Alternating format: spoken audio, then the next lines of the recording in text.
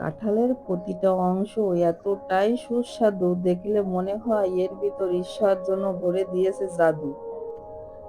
আর কি, নমস্কার, কেমন আছেন সবাই? চলে আসলাম নিজস্ব কার্যালয়ে। কম্পিত তনু দল গুঞ্জিত বাদল পুঞ্জিত শ্যামল মালা।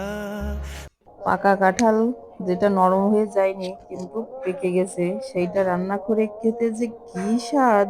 ছোট্টবেলায় খুব খেয়েছি দিদার হাতের রান্না, তাই ভাবলাম আজকে সেই রান্নাটা করি আমি দিদার রেসিপি ফলো করে। আর যে কি ভালো লাগে খেতে, সত্য ভালো লাগে। এইটা খেতে যেন অন্যরকম ভালো লাগে। কিচ্ছু লাগে না তেমন একটা, একটু মশলা বেটে পেঁয়াজ রসুন আদা জিরে শুকনো জাল দিয়ে এটা ভালো করে কষে নিতে পারলেই রান্না শেষ। আর এইটা সাধারণত আমরা ওই শুধু শুধুই খেয়ে থাকি, আবার ভাত দিয়ে রুটি দিয়েও খাওয়া যায়। শেষে একটু গরম মশলা দিয়ে দিলাম, রান্না কমপ্লিট। চিনি টিনি দেওয়া লাগে না, কারণ এটা একটু মিষ্টি মিষ্টি ভাব হয়ে যায় তো। আর এটার ভিতরে কাঁঠালের বিচিগুলো দেয়নি।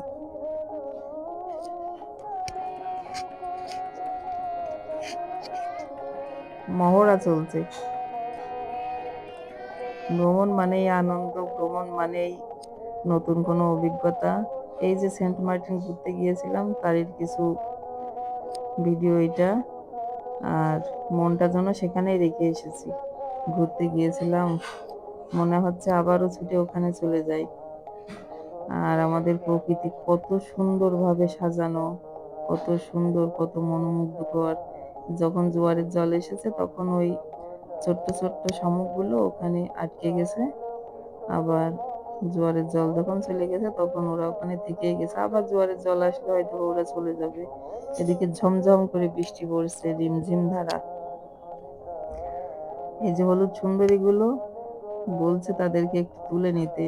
এটা আমার পুদিনা গাছ, বেহাল অবস্থায় গেছে, আবার নতুন করে চেহারা সুন্দর হওয়ার চেষ্টা করছে। আর এই যে আছে না চিরতা বলে, সেই কালমেঘের গাছ। তোমরা আবার কইয়ে ফেলে না যেন কালমেঘ তিতে লাগে কিনা। তিতে তো লাগেই, সেই রকম তিতে, ভয়ঙ্কর তিতে। মানে ও একটা পাতা যদি খাওয়া হয় 24 ঘন্টার ভিতরে গলা থেকে তিতে নামবেই না, এত তিতে। এগুলোকে একটু পটিং করতে হবে। এই যে কিছু পাথর দিয়ে আর মাটি আর বালি একসাথে মিশ্রিত করে নিয়েছি। সবাইকে টাটা, বাই বাই। সবাই ভালো থেকো। মাঝে মাঝে একটু এরকম হলে বেশ জমে যায়, তাই না? নিজের যত্ন নেওয়া কিন্তু কোনো বিলাসিতা নয়।